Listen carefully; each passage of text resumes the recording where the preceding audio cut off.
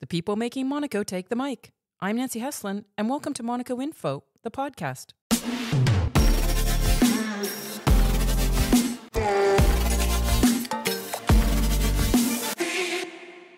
Our guest today first put on a pair of alpine skis at age 5 and competed nationally in Sweden before her family entered her in a beauty pageant.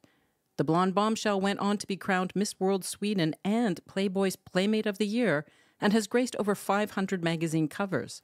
She shot to TV fame as a game show hostess of the Wheel of Fortune in France, then Italy, although these days the entrepreneur gives talks on stock market strategy. And as if she's not busy enough, with 2 gold singles under her belt, the pop singer is hoping to represent Sweden this year at Eurovision.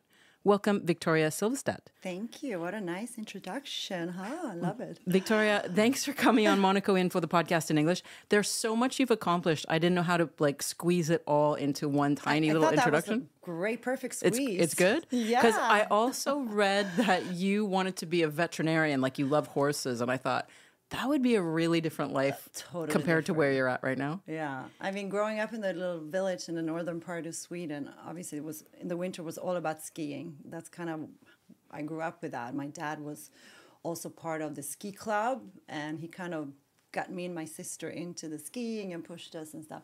But then as I got a little bit older, I was like 12, I got into horses, I got a bit more, I wanted to have horses. And so I got my first pony, and I started competing in jumping also. Did you really? So I had started with a pony, and then I grew up quite fast, and then I got a thoroughbred. So I competed quite high level in show jumping with my horses. I had that in the summer, and the winter was the skiing. So I felt like my whole upbringing was dedicated to sports, and I really never had time to do what normal teenage girl maybe got to do, or it kind of came later. Well, let's look at that, because most people know you as a famous model, as a TV presenter, as a socialite, as an entrepreneur, and yet I just discovered that you're also a singer. And that you had this album, Girl on the Run, in 1999-2000, and with 2 gold singles. Yeah. So you had Hello Hey and Rock Steady Love. I can't stop singing Rock Steady Love. 'Cause we've got a rock steady love. And it was Snap. Remember this rapper Snap? Yeah. The band, Turbo B. Yeah. So he got to join on board for that single. I thought that was so cool. Because back in the day, Snap was like the 90s group. No, I know, but how did that even happen? You have so crazy how it happened, actually. All these things going on. I know. How do you become a singer with an album? This album that happened in 1999, I had just became famous in the US, and I was actually in Sweden working on something, and I got introduced to these amazing music writers and music producers, and they were like, wow, you have such a big name now. Well, come into the studio. Have you ever sang before? And I'm like, well, in school. And I was like, Santa Lucia, I sang in church in the school, for fun. Yeah. But it wasn't as I never tried it seriously. So it kind of started by a coincidence also.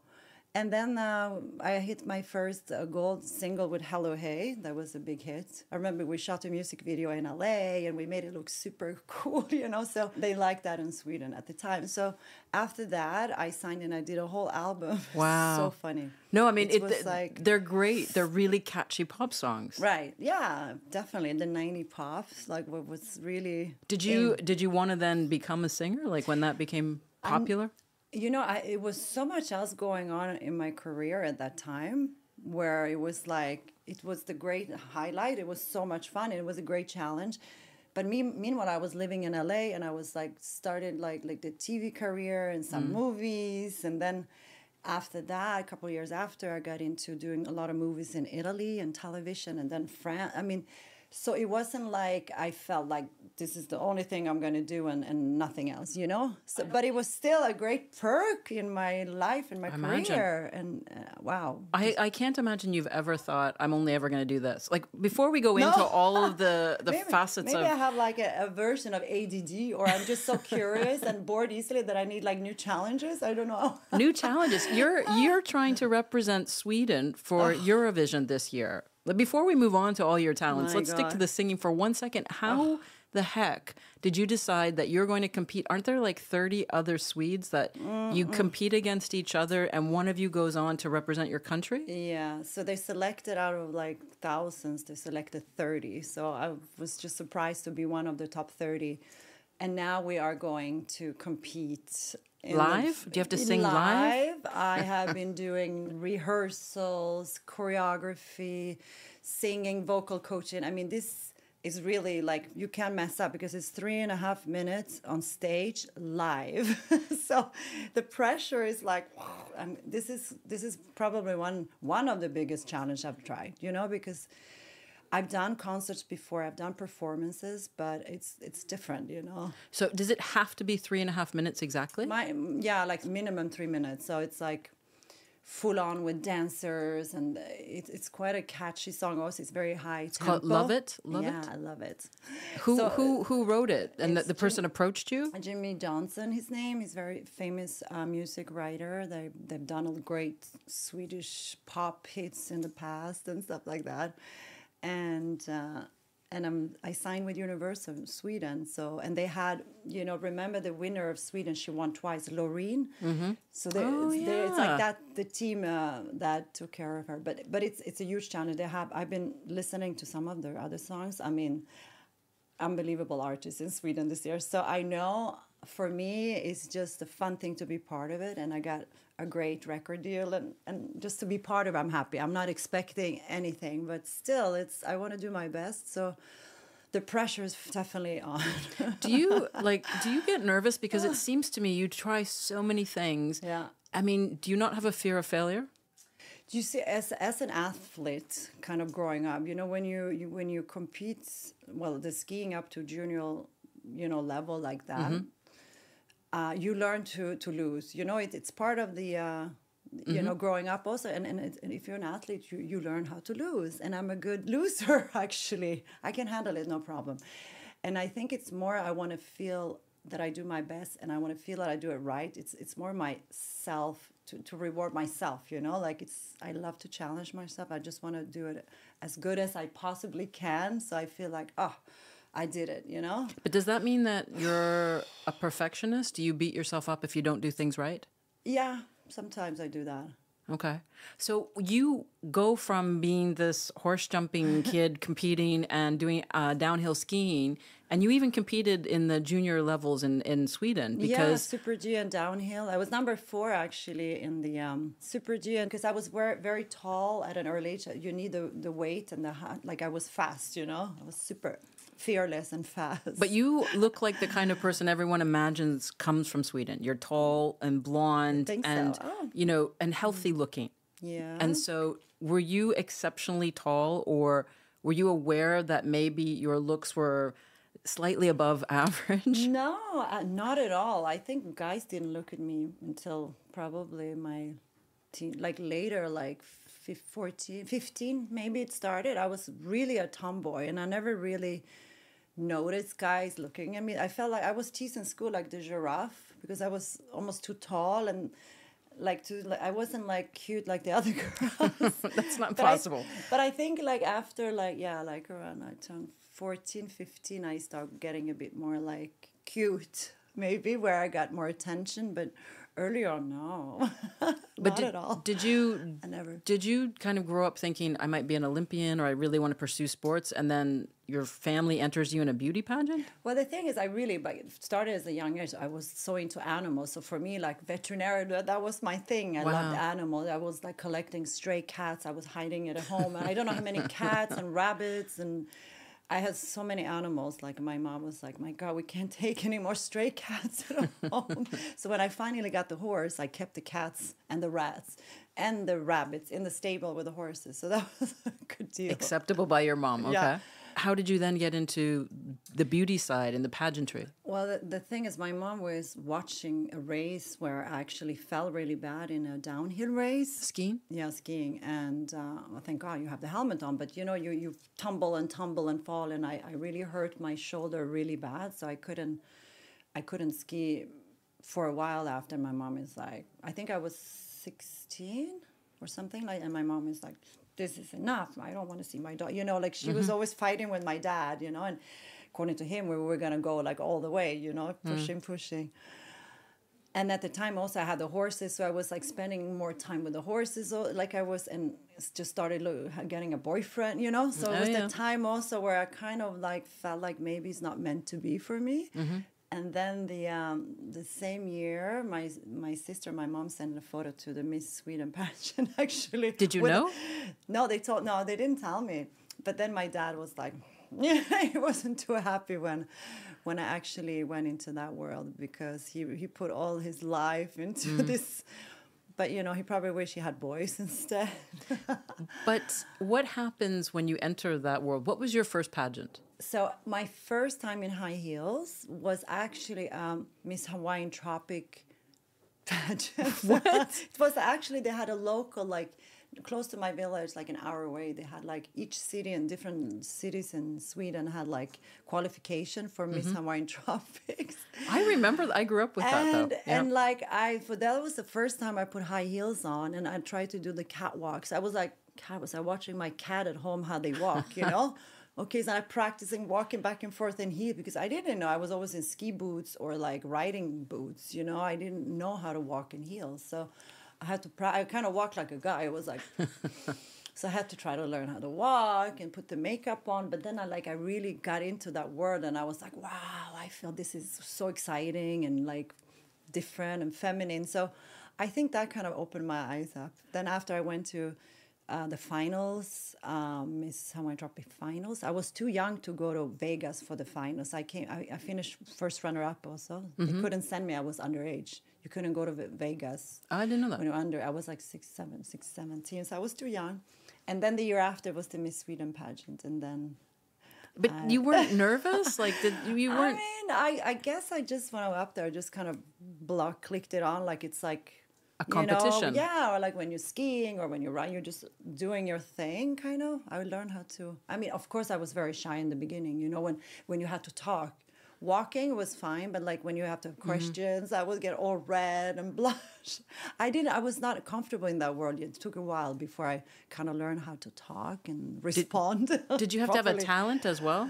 Was that when they had talent stuff? No, not really. It was more about the personality. You know, like they asked a lot of questions, but in Sweden we never had to do the dancing or jumping or acrobatics. So I know in America they have that, because I was even in when I went to Miss World there was 1993. I went to Miss World as Miss Sweden in South Africa.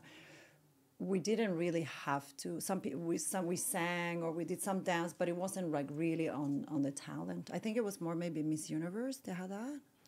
But what was it like to be in that world? You know, when you watch a pageant like Miss Universe or Miss World on TV, and you see all these women and they're just like stunning. They're all, but what's going on behind the scenes? Is there a friendship? Is there a camaraderie between the girls? Like, do you make friends with them, or is it super competitive? Well, are they trying to put like diuretics in your chocolate so you can't compete? I felt like it's two different types, because like you get into different groups. Like I was with a lot of the European girls where we're all very friendly, you know, like.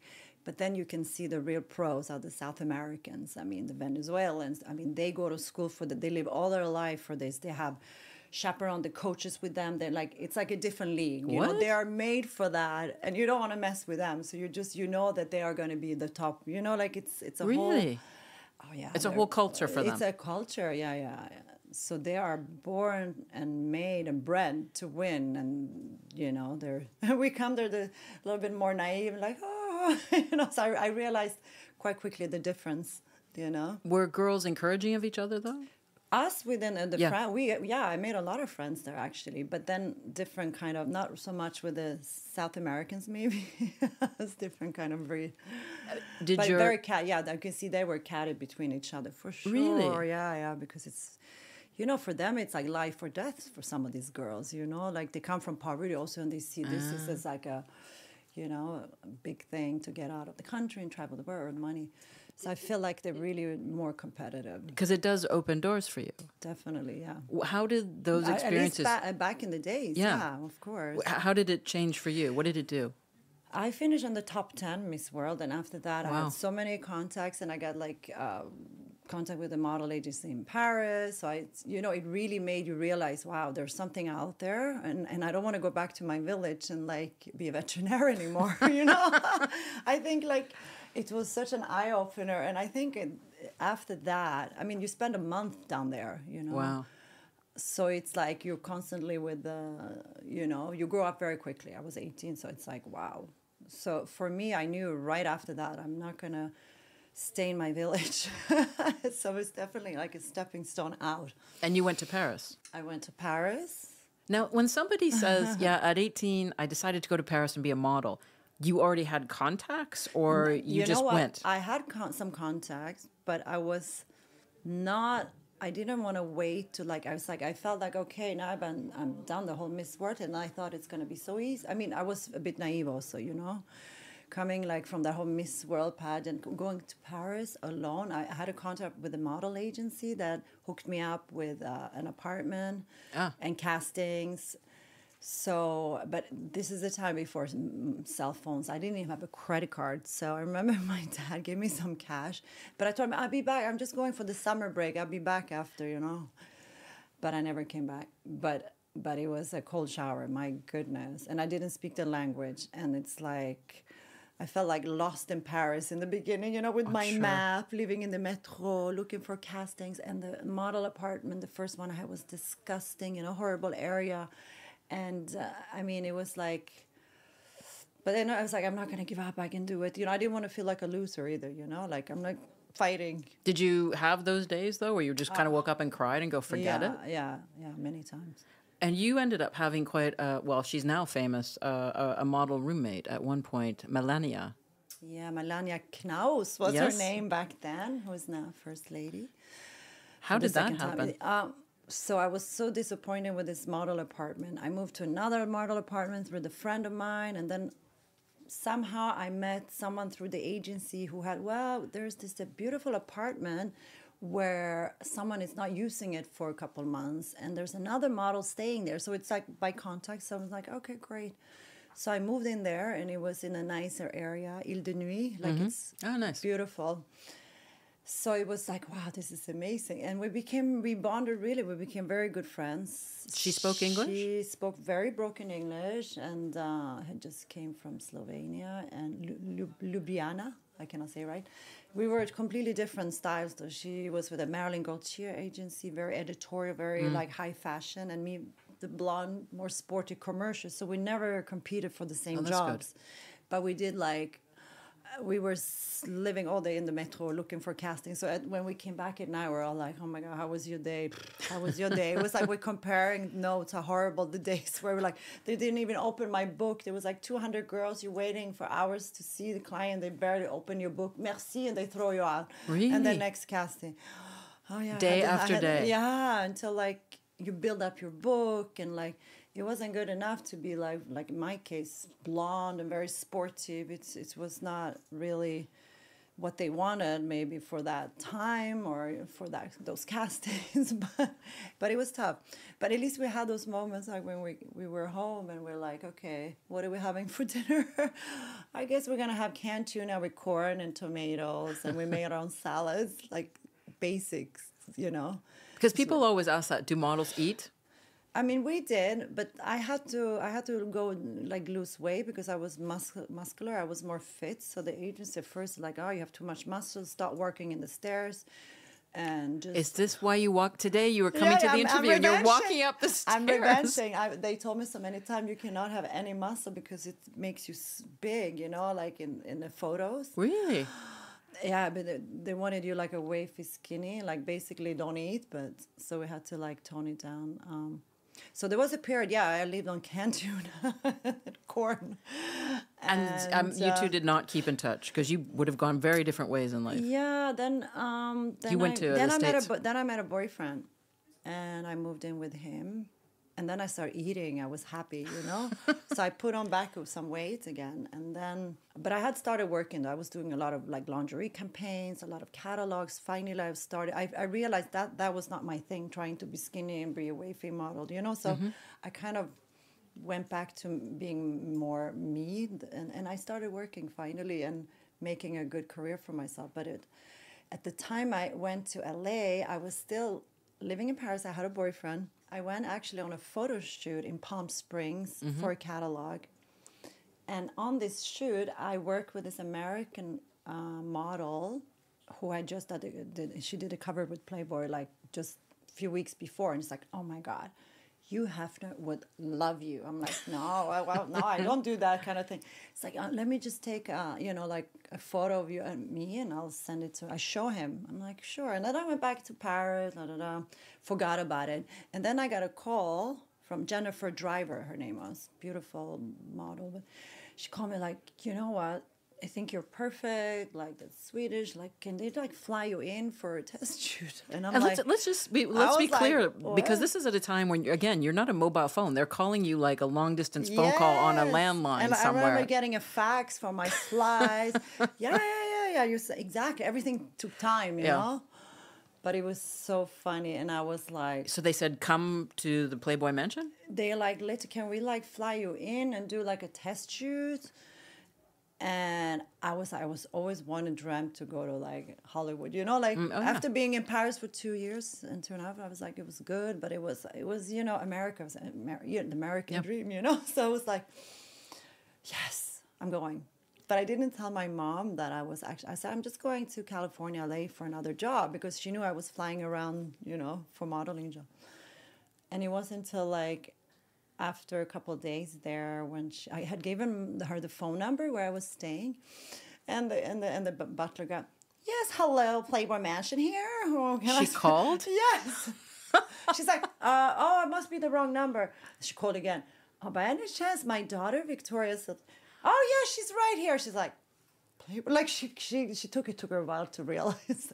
I didn't tell her. Like, I was like, Mom, it's fine. It's not nude. It's just beautiful picture. But what is it? What is that like? So you fly there. They obviously pick you up at the airport. They take you to the Playboy. What is that like? Like, what happens when you walk? I was a bit like, I didn't know what to expect. I mean, I first of all, I landed, and there was a white stretch limo waiting for me with a sign with my name. I was like, wow, I never had that before. So I was like, okay.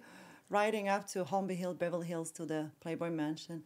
And then when I arrived, there's this Kimberly Hefner, the wife of Hefner at the time, and Mr. Hefner, and the two boys greeting me. I was like, oh my God, I never had such a, I felt like already like a star. I mean, the life in Paris was hustle and bustle, fighting, like here, suddenly I have a stretch limo, and they're greeting me, they're showing me around, they're showing me the guest house where I get to stay.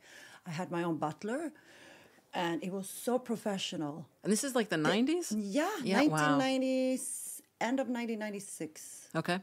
So I guess that's when Playboy was, he was still married. It was like kind of normal. And I think after that it went a bit crazy. But this was just for a test shoot, so you didn't know? Yeah, I didn't know. Okay.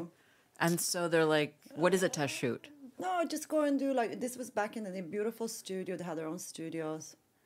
With the Polaroid and your perfect makeup and lighting. It was really so glamour. The 90s, they look like, wow. Yeah. And I was so impressed. You go to the Playboy studios, all those like big photos of Anna Nicole Smith, like what's her name? Carmen Electra, Pamela Anderson, Cindy Crawford, Claudia, all the covers. And you're like, oh my God, okay, this is so cool.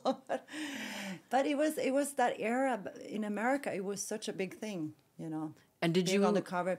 And then I did the test shoot, and then I flew back to Paris because I was still living in Paris, But what did your family say? Like, what were they? No, I said to my mom, that's fine. It's just like, because it's just shoot, but it's not naked. It's like you wear, you're not really naked. Mm-hmm. It's just like a modeling shoot. So she's okay. And then, voila, I don't know if it was weeks or months, I don't remember, but then I got the call. Like, wow, you're going to be the next Miss December 1996. Wow. So this was, I think, in August or September. Mm-hmm. So they really rushed me into the year. Wow. They could have waited another year, if they already had a girl from Miss December. They kicked her out for next, and they put me in. I was like, okay. So then next flight back to LA, they organized, and I felt like I'm never going back to Paris. But I didn't kind of tell my boyfriend at the time. I left and I never came back. Really? And how did the Playboy shoot change your life then? Thanks to that, when the cover came out, then you have to understand, well, you're going to be Playmate of the Year in 1997. I'm like, okay. What does that mean? You get a lot of money, huge contracts. I got a killer Porsche No. car. I mean, it's a big deal. It was like winning the lottery. So... and they give you, like, you just stay in LA. Like, that's it. Yeah. So I got to... Until I Wow. got my own apartment, I stayed in the guest house. But then I everything... They do a big press event with all the media there. I got to go on the talk show, Conan O'Brien, on all the late night talks, and it's on back in the day, it was like so big. So like thanks to that, I got like overnight got my name out there. So, But what was that like? I've always been curious about that. When you go on those talk shows. Yeah, I felt like I always watched them, and like, and I was so giggly and Swedish, and my accent, I'm from Sweden. Like it was, I'm looking back, I'm like, oh my god. But it's funny. But it was a good time, and they did ask you questions. It wasn't just like... Yeah, no, it was fun. It was a lot of laughs. But yeah, it was definitely after that. Then I signed with elite models, and I got a lot of contracts, for modeling, for gigs, so my career definitely started after the whole... Can I ask you something? Because when you're starting out like that, and all of a sudden you shoot to fame, right? I mean, yeah, in that very... coming from where I came, and it was like fast. Yeah, you've got a Porsche and money, and you're like a Playmate of the Year. I didn't know how to handle the money. I was like, what am I doing with this money? I didn't have a bank account. I had to go open a bank account. I had to organize a credit card. I remember my first apartment. It took a while. I moved into my apartment right after the Playmate of the Year when it was announced. And I remember I got my first electric bills. I sent cash. I didn't have checks. So and they're like, of course they never got it, So they kept sending me too late. But I sent cash. I'm like, so that's how naive I was at the time. But I had to grow up fast, because I was on my own, But was it hard for you also because, I mean, you're so spectacularly beautiful, but you also have a presence. Was it hard for people to take you seriously? Like, did you feel like they couldn't see past, like, the blonde Swede? But you know what? When you're so young, I was like 21 or whatever, 22, you're so in the moment, and you're just like, at that time, I was just getting booked on the fact that I was Victoria, the Swedish Playmate of the Year, and I was just working. So it never really like, okay, I was playing a bit of the role. When you're in there, you play it up, obviously, because it's like, okay, they want that, I'm giving it back, So, of course, it's a little bit of playing it up also, obviously. Well, obviously, yeah, you have to. It's like, for me, I'm clicking it on, and then I go home, and I'm probably a whole different person, Then they probably see me like that, Were you lonely during those years, though? Because it's you're putting on a performance in your work life? But, I was... And I wasn't. I mean, my family came out to stay with me in the beginning when I moved into my apartment. And then as I was being interviewed for Playmate of the Year with Entertainment Tonight. Oh, wow. The host, Mr. Chris Raggi, he ended up being my husband later. So I kind of immediately got into a relationship. We spent a day together as actually... I had just done a Guess Jeans campaign, and he was spending the day with me, as I was shooting the campaign. And he was supposed to be doing a report on you? Right. Well, he did. Report. Okay. And then he kind of pursued me. He wasn't supposed to, but he did. When you work. Yeah. But we ended up dating, so it happened very fast. I wasn't lonely too long. You know what I mean? It was funny how. What was it about him that worked for you? I mean, he was fun, charming, sportive, outgoing. He was like, I did probably, I felt quite lonely. And then you see this guy coming, and he was so attentive, I and imagine. Normal, yeah. He wasn't in that crazy world really as I was in. Also, he was quite normal values, normal guy, So I think I saw that in him. And you got married? I got married, How old were you? Very young. I was 23, 24. Yeah, probably too young. Like a traditional wedding, or you just went to what? Very. I had the very wedding dress and everything. Family church. Yeah, we did church. He was originally from Mahwah, New Jersey, so we did the wedding in Ridgewood. Wow, beautiful tuxedo club after. It was beautiful, and I had my whole family. We were 150 people. Yeah, for me it was a big thing, but I was so young, and I'm like. he really wanted it fast, and it was a lot because I had just started my career, Was he older? A little bit? Only 4 years. But old enough that he wanted to have family and start things like that. But like, I didn't realize he wanted it so fast, So I was kind of like, I was saying yes and yes, but then at the same time, I probably wasn't mature enough to be a wife. Yeah. Probably not. Because also then I was traveling and working, and it was a bit difficult to keep being a good, perfect wife and doing the career. So I ended up like kind of saying no to a lot of things because he wanted me home more because I was never home. So I probably did sacrifice a lot of things. But he also kind of put me on the right track. Thanks to him, I think I never got into partying, drinking, drugs. You know how in LA when you get famous, you're like, every party you go to, there's everything, But I never really got dragged into that. So I thank him for that. Because how long were you married then? I was married for 7 years. 7 What? years. Yeah, but in the last 3 years, it was like, no. I mean, it wasn't great because I was always working and I was in Europe and I was. But you had that moment at some point where you're like, I gotta get out of this.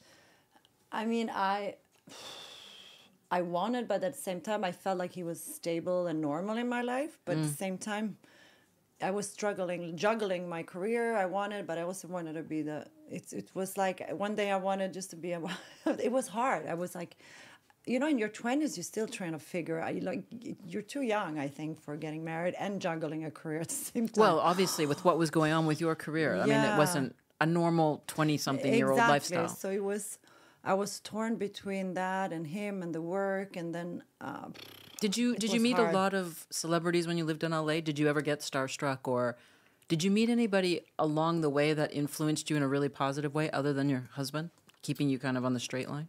Not really, no. No? Celebrity, no. Or just people that you worked with that you were like, wow.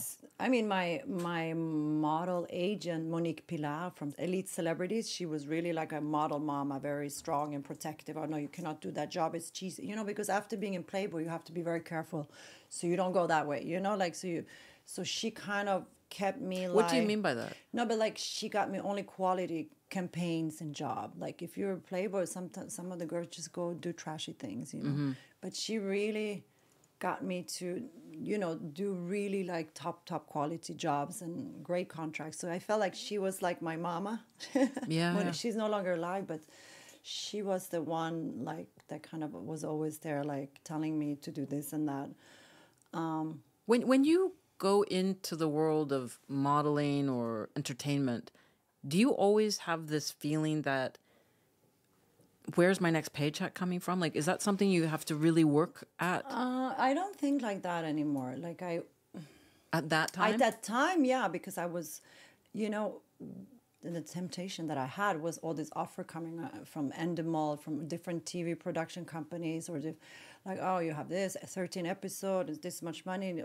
Okay, it meant a lot of time away from my husband, but then I thought, okay, it's not like he's supporting me. You know what I mean? Mm-hmm. So I chose to like go for it and make sure I build up my own portfolio because I felt like I still wanted to keep our, some like separate also because, I mean, he was working on television. He had okay work, but I was actually earning much more money, so I had to be careful also. And I didn't want to live off his money. So I really wanted to make it on my own. And you were doing films also. In Italy, yeah. In Italy, I did a lot. And how did you get from LA to doing Wheel of Fortune or La Rue de la Fortune in France in like the early 2000s? The first started when I was living in LA. I met this agent from Italy who was in LA, and he saw me and he's like, well, come to Rome. I have this great job for you. It was a Piazza di Spagna couture show.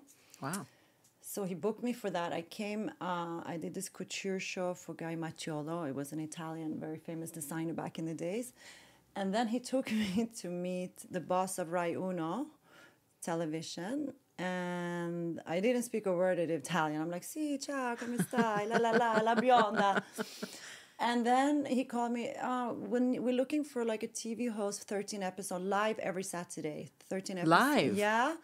And we need someone like you, be perfect, because the TV host was this little guy, comedian.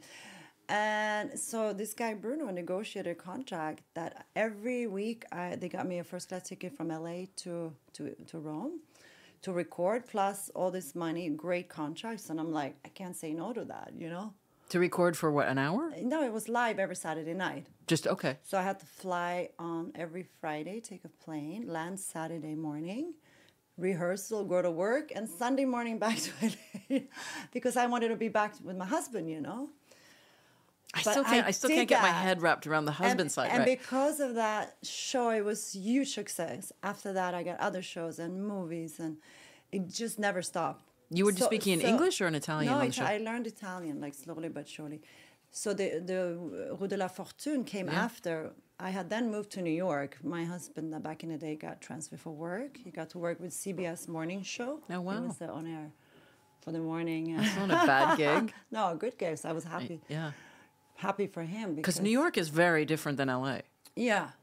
So I was like, oh, New York. I wasn't a big fan of in the beginning, you know. Mm-hmm. But it was great for me to say because it was easy for me to go to Europe, you know. And then I was in Europe for work, and I met this guy in a restaurant. Actually, I was in Paris shooting a cover with Carmen Electra for a magazine. What? That time, when I went to the restaurant La Cantine, and that's where I met Christophe de Chavannes, who has the TV show. He was going to do a pilot, Wheel of Fortune, Rue de la Fortune. And he's like, oh my God, you would be perfect. Can you please come? And you didn't speak French? No, at all. I was like, are you sure? No, c'est pas un problème, viens. So we recorded the pilot. I remember the guys from LA came, from the CBS, who owned the rights of Wheel of Fortune. They came. But we made it fun with the dog and this. We made it much more lively. And they picked up the pilot. Boom, huge success. I mean, I never planned to go to Paris and do show. Like, it's funny how one thing, wherever I was, led to something else. It was never planned. It's so weird. It's crazy. What is it like to be the hostess on a show, on a game show? Because you must have to give an enormous amount of energy to be able to do that kind of role. Well, we did 5 episodes a day, so the recordings were intense, 12 hours a day. Wow. So by the 5th show, around 9 p.m., you're like, another one, you know, and you have to pretend like it's new, you know? So it got a bit tiring after a while. How did you get your French accelerated to such a good level? Well, also Voyelle Console, you know, it was like a French school being on set because the words and all the coulisses, everyone speaks French, you know. I had a makeup artist who spoke a tiny bit of English, so she kind of taught me a lot, but that's kind of how I learned the French, a little bit the dirty French. It's not the proper school French because I was taught by those people in the production. So funny. And looking at all these moments, like when in your career did you think, wow, I've really made it? I mean, I felt arriving to America and getting my name out there so quickly, I felt that for me was like the big thing, you know? And fans came to you? Yeah, it was so weird when you had fans coming up asking for autograph. You're like, me? You know, that's so weird. Like in the beginning, you're like, why? What? Okay. It takes a while to realize, okay, I'm famous. But then, like, for me, I block it. Like, my daily life, I don't think that. It's like when I work and do something, that's okay. I put it on. But, like, in my normal life, I never think, like, oh, I'm famous. You know, I don't know. I learned how to, like, separate the two. But there's something really, really genuine about you because I met you, I think, in 2006 in Saint-Tropez at Le Cave Drouot at Byblos. The good old days. Good old days when it was just a bit of insanity, right? Right before social media. Right. That was the best time. And we had so much fun, guys. It was like a whole other world there, right? You could go into the bathroom there, and it was full of women celebrities doing all kinds of stuff. I was with Pamela Anderson in the bathroom. Well, so that was how I met you. I went to cover Pamela Anderson married Kid Rock, and I went to I was working for People magazine, and they were like, we have to scoop Us Weekly, because Us Weekly got the exclusive, go to Saint-Tropez. And you mingled in. And I knew Saint-Tropez really well, so I was like, okay, so we went, we caught them when I just saw a video of 2006 coming off the boat when they went to Nikki Beach. Right. But we went to Le Cave, and they were actually at VIP room, and you came into Le Cave, and it was the first time I'd ever seen you, and you were just spectacularly tall, blonde. Blonde. Yeah, and everybody in that bar turns and looks at the entrance. And, you know, it was just a question of, do you happen to know where Pamela Anderson is right now? And you said, yeah, she's at the VIP room. You were so nice. And in all of the years that I've ever come across you, when people come up and talk to you, you always stop and acknowledge a fan. You're always kind. I don't know a lot of people that have your sort of status that really are genuinely kind. Where does that come from? Like, you never seem to be annoyed. And maybe you are inside, but you never take it out on people. You're just kind to the people that come up to you. That's true. I think I got, my mom is very, very much like that, I think. She's very like, always like, she's very spiritual and always like kind and positive. I think I got from my mom always like, I felt, even being alone in the world, like I always felt like my mom was close to me. I would call her every day and like, she's kind of my rock, but she's kind of that person also. Like, she's like pure and not, she doesn't complain about anything. She's not angry ever. Like, so I feel like she kind of gave me a little bit of that, you know. But it is genuine. Yeah, I think so. I think I got it from my mama.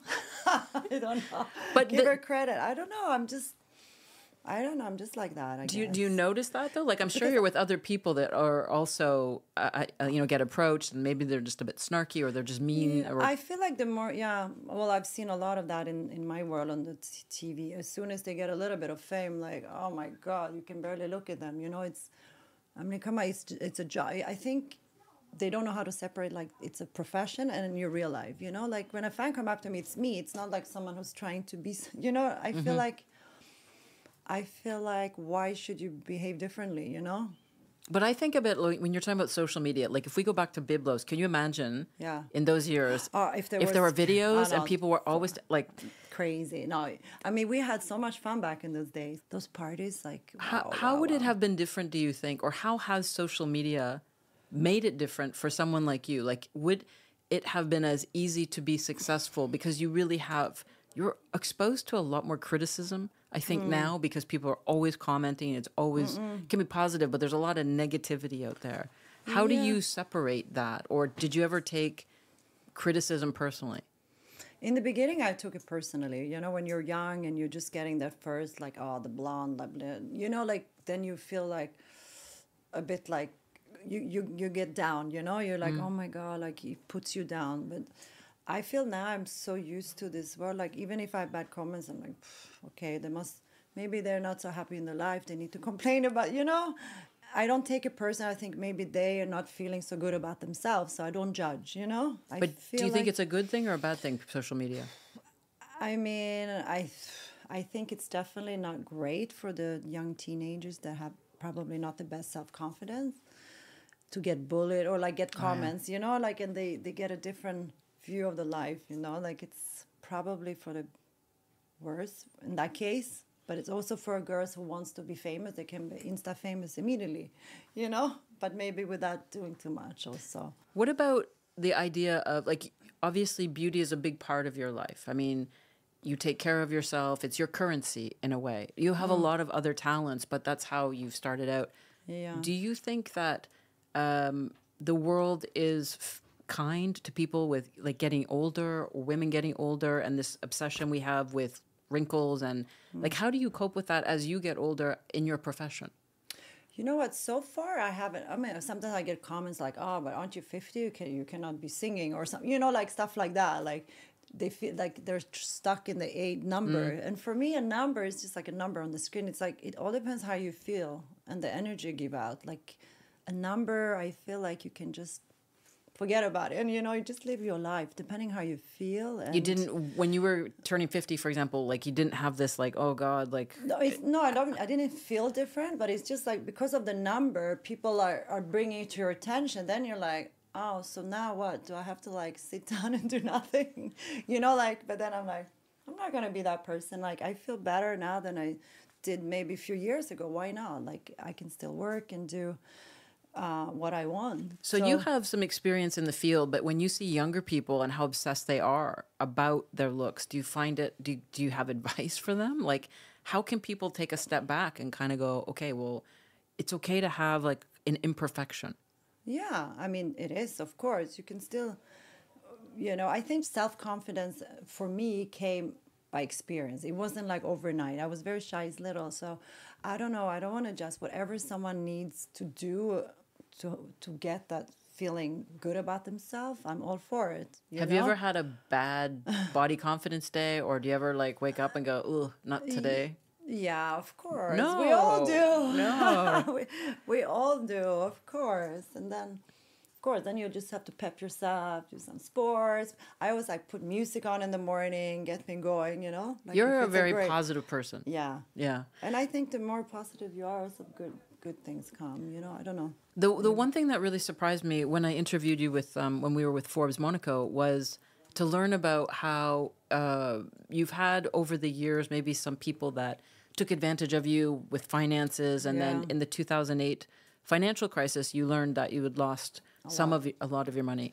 What was that like for you? I mean, you worked really hard, and you were working all the time, and you were putting money away, and then you get a phone call, and somebody says in 2008, "Hey, by the way, like your investments are gone." Yeah, half of your investments was in this fund, and it was all washed out because of that, the crisis.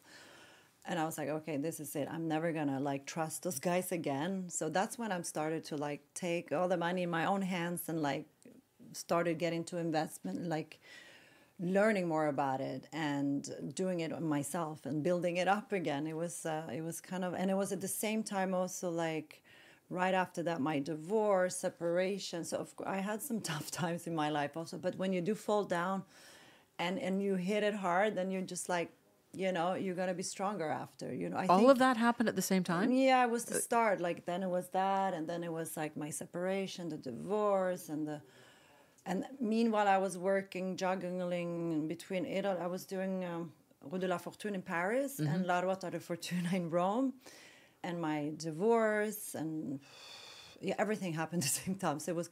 I had this reality show with each channel who wanted to follow me around. What? I was going absolutely crazy. Yeah. Was that actually a show, or they just did a pilot for that? No, I did. It did air. Although I think it aired in America also, like the 12 episode, and also in the world. But this, I don't want to do this anymore. It was like too much for me. Like it was like not for me, this reality show. No. So I did kind of hit my head like and crashed. But then I built back up. And you decided to again, control your own finances. Exactly. And then starting to invest more smart, like safely and smartly, and it's good. Like today I've grown my portfolio without, like I put my money to work. So it's kind of a safety net for me to have. So I just make the money grow every month with all my investments, and so I don't feel like I have to work. You know what I mean? This is kind of safety for me. Are men surprised when you talk to them about your own investments, or like your perception of what's going on? Yeah, well, I think I do speak a lot to those like top private bankers and stuff and hedge fund guys, because they know I'm into it, and sometimes I call them, ask questions. What do you think about this bond? Well, maybe we should do this new issue or this cocoa bond instead. So they're like, oh wow, you know the term. So yeah, if they get a bit impressed, because it's like, oh wow, you know it all. And I'm like, yeah. Why did you end up in Monaco? Like, how did you end up here? Well, is this part of the story? The thing is, I was working like nonstop between Rome and Paris. Meanwhile, I was living in New York, but finalizing my divorce.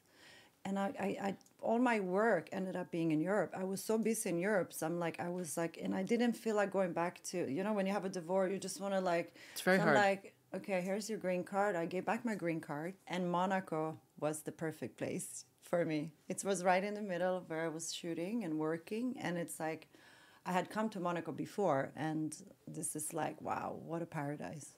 It's funny because someone like that you see like yourself often, because you're always in the papers and stories online, you forget that you're also human, and divorce is divorce, whether you've been married for a year or 20 years. It's difficult. So you forget that you have that human element of yourself. Yeah, it was tough times, but you know, I'm happy for him. He moved on. He's married with kids. I don't feel I felt guilty also, because it was kind of my fault. You know, like I was living with the guilt, and like you almost feel like a loser when you break up a marriage. You know, and you know, there's some kind of failure aspect that's associated with it. So I never felt good, but now I'm happy for him. So you came to Monaco, and did Monaco change your lifestyle at all? For the better. I mean, great. Like the lifestyle here is fabulous. Like it was, and I immediately like met so many new friends from all over, and especially now it changed so much since then. And In what way? What do you mean? No, but in a good way. It's become much more international and more. It's growing. There's more things. It's cultural things. There's so much more to do here. I feel like now. When I first came, it was more quiet. It was, now it's become really like more vibrant? Cool, yeah, definitely more vibrant. What do you do when you're here? Well, I know you exercise. Yeah, I just love, when I'm here, like I'm preparing my next trip, my next work. So emails, I trade, like you say, I work out, I do my Pilates, I do my healthy routine. I see friends, Is that the question you get asked the most? How do you stay in such good shape, Victoria? I guess people ask me a lot, but I just try to eat somewhat healthy. Like when I was a bit younger, I didn't care. I ate everything. But like as you get older, I'm like, okay, maybe I shouldn't have a burger and fries. Like you're choosing a little bit more the healthy options. I know there's something that happens as you get a little older in your middle section. Yeah. So you're like, okay, no, not so. But I do enjoy like a good glass of wine and champagne. I have good dinners and stuff. But it's just like, I'm trying to do moderation. But everything in moderation. You're working a ton, right? I mean, as an entrepreneur, you have quite a few. You wear quite a few hats, I would say. Yeah. As a designer. I have I like to do a lot of things for fun. Just to keep going. I have the Body by Victoria. Which is what? It's a body or bathing suit. I have beach kaftan.